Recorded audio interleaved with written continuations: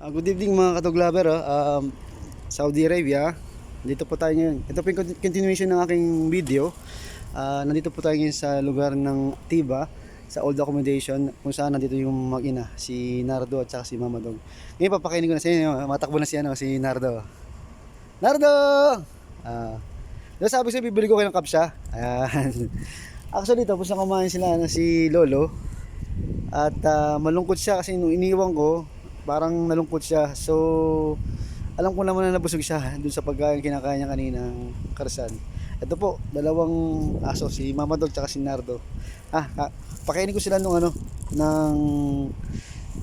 kabsa, chicken. Ayan po, saglit na po yung dalawa At gutom na sila. Namumutawi sa lungkot ng namumutawi yung lungkot ni nakita ko yung lungkot niya sa mga mata ni Lolo, pero alam niya naman na may nagmamalasakit na tao para tulungan siya, kasi sa sobrang, lalo na ngayon ang hirap, wala nagpapakain sa mga aso na to. So bibihira lang yung mga taong tumutulong kumakain, nagpapakain sa mga aso, sa mga pusa na pakalat-kalat din po sa lugar na to. Yan, pakainin na po natin sila. Yan po yung pagkain ng dalawa, ni Mama Dog tsaka ni Nardo. Yan po. Yan po yung natira. Actually isang buo yan kalate pala, kalate. So yung kalate, yung 1/4 binigay ko kay Lolo. So yun po. Imayin ko lang po para po mapakain na yung dalawa. Pakainin na po natin sila.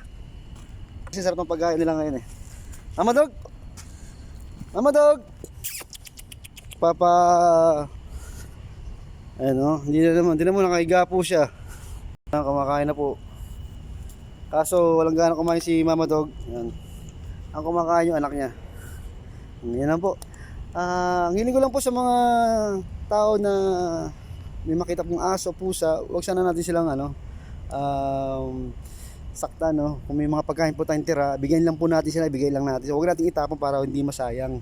Yan lang po. At ito, at ako uwi na po dahil tapos silang kumain. Si Mama Dog busog na siguro. Yan Yun lang po, and God bless po.